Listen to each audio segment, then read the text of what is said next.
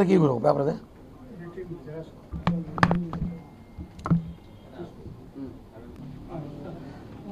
ఈరోజు మనం చూస్తున్నాం ఈ రాష్ట్రంలో ఎన్నికల వారమైనా కూడా ఎన్నికల ముందు కన్నా ఇంకా ఎక్కువ హడావిడి, ఎక్కువ గొడవలు, ఎక్కువ రౌడీయిజం, ఎక్కువ దాడులు రకరకాలుగా ఈ రాష్ట్రంలో చూస్తుంటే అసలు ఇంకా వారం తర్వాత రిజల్ట్ వచ్చాక ఈ రాష్ట్రం పరిస్థితి ఏంటి అనే విధంగా చర్చానీయాంశంగా బ్రేకింగ్ న్యూస్, ఎప్పుడు ఏ బ్రేకింగ్ కోసం తెలియని పరిస్థితుల్లో ఆంధ్ర రాష్ట్ర ప్రజలు ఉన్నారు, ఆంధ్ర రాష్ట్రం ఉంది. దానికి కారణమైన వ్యక్తులు మాత్రం ఎవరు ఎన్ని చెప్పినా మేమైతే ఒకటే చెప్తున్నాం, దీనికంతా కారణం సిఎస్ జవహర్ రెడ్డి గారు మాత్రమే. అనేకసార్లు చెప్పాం గతంలో కూడా, సిఎస్ జవహర్ రెడ్డి గారిని బదిలీ చేయండి, ఆయన ఉంటే ఎన్నికలు సజీవ జరగవని చెప్పాం. అదేవిధంగా జరిగింది. ఎంత ధైర్యం ఉంటే ఈరోజు రాష్ట్రంలో ఒక పోటీ చేసిన అభ్యర్థి ఈవీఎం బద్దల కొట్టినా జరిగి వారమైంది, నిన్న బయటకు వచ్చింది. అంటే ఇలాంటివి ఇంకా రాష్ట్రంలో ఎన్ని ఉన్నాయో, ఇన్ని చోట్ల ఏమేమి జరిగాయో ఇవన్నీ కూడా బయట పెట్టాలి. ఈరోజు ఆయన లుకౌట్ నోటీస్ ఇచ్చి ఆయన కనిపిస్తే పట్టుకోండి, పారిపోయారు అని చెప్తున్నారు కదా. నిన్నటి నుంచి ఆయన మీద ఇంత వైరల్ జరుగుతున్న రామకృష్ణారెడ్డి గారి మీద ఆయన ఇంటర్వ్యూ చేసిన సాక్షి ఛానల్ ప్రతినిధి ఎవరైతే ఉన్నారో ఆయన కూడా నేరస్తులకు చేర్చాలి. ఎందుకంటే గతంలో మనకు ఐడియా ఉంది, ముద్దు సీను ఒక హత్య చేసిన తర్వాత ఆయన్ని ఒక ప్రముఖ ఛానల్ ఇంటర్వ్యూ చేసింది. అప్పుడు ఆ ఇంటర్వ్యూ చేసిన వ్యక్తిని కూడా నేరస్తులు చేసి ఆ ఛానల్ మీద కేసు పెట్టారు. ఇప్పుడు ఇతను నేరస్తుడే కదా, ఇతన్ని ఇంటర్వ్యూ చేసి ఆయనకి సపోర్ట్గా మాట్లాడిన ఛానల్ కూడా, ఆ ప్రతినిధి కూడా అరెస్ట్ చేసి రిమాండ్ చేయాలి. చేస్తే కానీ ఇంకోసారి ఇలాంటివి జరగకుండా జాగ్రత్త పడతారు. రాష్ట్రంలో శాంతి భద్రత పూర్తిగా వైఫల్యమైంది.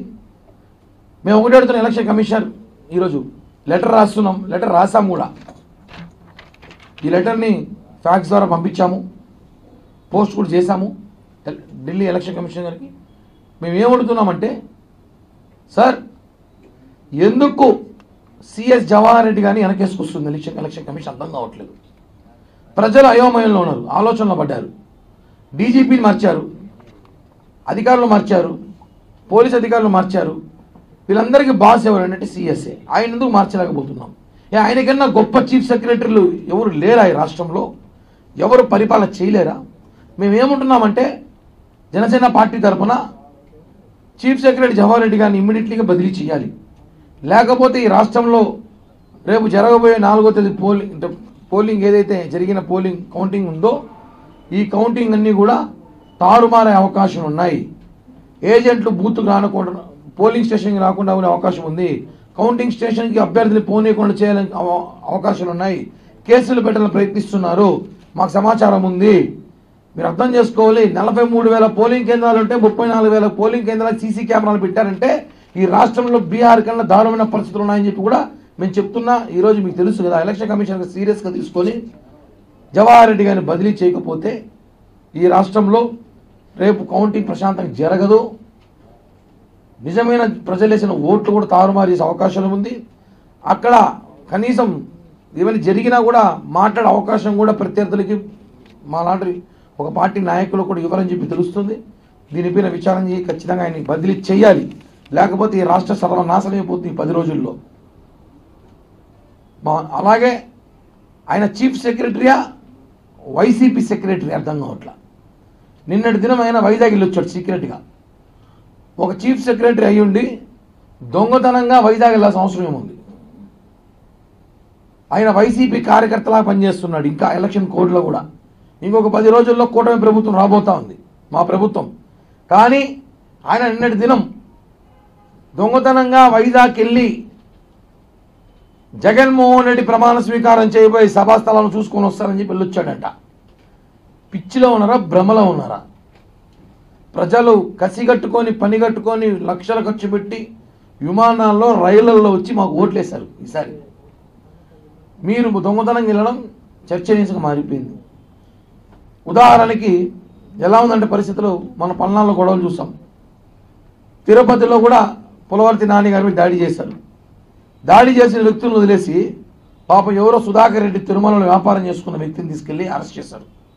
నిన్నటి మొన్న వాళ్ళ కుటుంబ సభ్యులు ప్రెస్ మీట్ పెట్టారు, అదే ప్రెస్ క్లబ్లో మాట్లాడారు. ఇంతవరకు పట్టించుకోలేదు. ఒక పత్రికలో అయితే 2-3 పత్రికల్లో, ప్రముఖ పత్రికల్లో మెయిన్ పేజ్ ఆర్టికల్ వచ్చింది.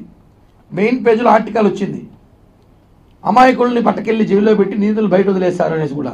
ఇంతవరకు దాని మీద చర్యలు లేవు. అంటే ఏంటి, ఎలక్షన్ కోడ్ పరిస్థితిలోనే ఈ రాష్ట్రం ఇలా ఉంటే ఎలా ఉంటుంది? పి సుధాకర్ రెడ్డిని అరెస్ట్ చేయాల్సింది పోయి అతను బుల్లెట్ తగిలి చెన్నై హాస్పిటల్లో ఉన్నాడంటే చెప్పండి, ఎవరో ఒక అమాయకుని పట్టుకొచ్చి 10వ తేదీ జరిగిన గొడవని స్టేషన్ రమ్మని పిలిపించి వాడిని కొట్టి చిత్రహింసలు పెట్టి సుధాకర్ రెడ్డిని అతన్ని మీరు లోపల పెట్టడం కరెక్ట్ కాదు. ఏం జరుగుతా ఉంది ఈ రాష్ట్రంలో? అసలు ఇంత జరుగుతా అంటే మళ్ళా మీరు అధికారంలోకి వస్తామని చెప్పి ప్రజలు ఎలా నమ్ముతారు? పోలీస్ వ్యవస్థ ఎందుకు ఎలక్షన్ కమిషన్ సీరియస్ తీసుకోవట్లేదు దీని మీద? సిట్ అని ఒక దర్యాప్తు చేసింది. సిట్టింగ్కే సరిపోతుంది తప్ప వాళ్ళకి పనిచేయడం లేదని చెప్తున్నాం మేమైతే. సిట్ సంస్థ సిట్టింగ్లకే పరిమితమయ్యారు, వాళ్ళు దర్యాప్తు చేయడం లేదు. దర్యాప్తు చేస్తుంటే సుధాకర్ రెడ్డిని ఎందుకు అరెస్ట్ చేస్తారు? పి సుధాకర్ రెడ్డిని ఎందుకు వదిలేస్తారు? ఇవన్నీ కూడా మాట్లాడాల్సిన అవసరం ఉంది. ఈ రాష్ట్రంలో అనేక సమస్యలు, అనేక దౌర్జన్యాలు, అనేక దాడులకి కారణమైన ఒకే ఒక boss chief secretary Jawahar Reddy గారు మాత్రమే. ఆయన్ని బదిలీ చేయాలని చెప్పి జనసేన పార్టీ తరఫున ఈరోజు మేము ఫ్యాక్స్ పంపించాం, పోస్ట్ కూడా చేస్తున్నాం, మీడియా మిత్రులకు కూడా ఇచ్చాం, కేంద్ర ఎలక్షన్ కమిషన్కే పెడుతున్నాం. ఎందుకంటే ఇక్కడ పెట్టడం కరెక్ట్ కాదని కేంద్రానికే పెడుతున్నాం. మీ మీడియా ద్వారా కూడా ఈ విషయాన్ని ఎంత త్వరగా ఎలక్షన్ కమిషన్ చూసి చేరితే ఖచ్చితంగా ఆయన బదిలీ అయితేనే ఈ కౌంటింగ్ ప్రశాంతంగా జరుగుతుందని చెప్పి కూడా మేము తెలియజేస్తున్నాం. తారుమారే అవకాశం ఉన్నాయి. ఏజెంట్లు బూత్కు రానకుండా, పోలింగ్ స్టేషన్కి రాకుండా ఉండే అవకాశం ఉంది. కౌంటింగ్ స్టేషన్కి అభ్యర్థిని పోనీయకుండా చేయాలని అవకాశాలు ఉన్నాయి. కేసులు పెట్టాలని ప్రయత్నిస్తున్నారు, మాకు సమాచారం ఉంది. మీరు అర్థం చేసుకోవాలి, 43,000 పోలింగ్ కేంద్రాలు ఉంటే 34,000 పోలింగ్ కేంద్రాలు సీసీ కెమెరాలు పెట్టారంటే ఈ రాష్ట్రంలో బీహార్ కన్నా దారుణమైన పరిస్థితులు ఉన్నాయని చెప్పి కూడా మేము చెప్తున్నా. ఈరోజు మీకు తెలుసు కదా, ఎలక్షన్ కమిషన్ సీరియస్గా తీసుకొని జవహర్ రెడ్డి గారిని బదిలీ చేయకపోతే ఈ రాష్ట్రంలో రేపు కౌంటింగ్ ప్రశాంతంగా జరగదు. నిజమైన ప్రజలు వేసిన ఓట్లు కూడా తారుమారు చేసే అవకాశం ఉంది. అక్కడ కనీసం ఏమైనా జరిగినా కూడా మాట్లాడే అవకాశం కూడా ప్రత్యర్థులకి మా లాంటి ఒక పార్టీ నాయకులు కూడా ఇవ్వాలని చెప్పి తెలుస్తుంది. దీనిపైన విచారణ చేసి ఖచ్చితంగా ఆయన్ని బదిలీ చేయాలి, లేకపోతే ఈ రాష్ట్ర సర్వనాశనం అయిపోతుంది 10 రోజుల్లో. అలాగే ఆయన చీఫ్ సెక్రటరీయా వైసీపీ సెక్రటరీ అర్థం కావట్లా. నిన్నటి దినం ఆయన వైజాగ్ వెళ్ళొచ్చాడు సీక్రెట్గా. ఒక చీఫ్ సెక్రటరీ అయ్యుండి దొంగతనంగా వైజాగ్ వెళ్ళాల్సిన అవసరం ఏముంది? ఆయన వైసీపీ కార్యకర్తలా పనిచేస్తున్నాడు. ఇంకా ఎలక్షన్ కోడ్లో కూడా ఇంకొక 10 రోజుల్లో కూటమి ప్రభుత్వం రాబోతా ఉంది, మా ప్రభుత్వం. కానీ ఆయన నిన్నటి దినం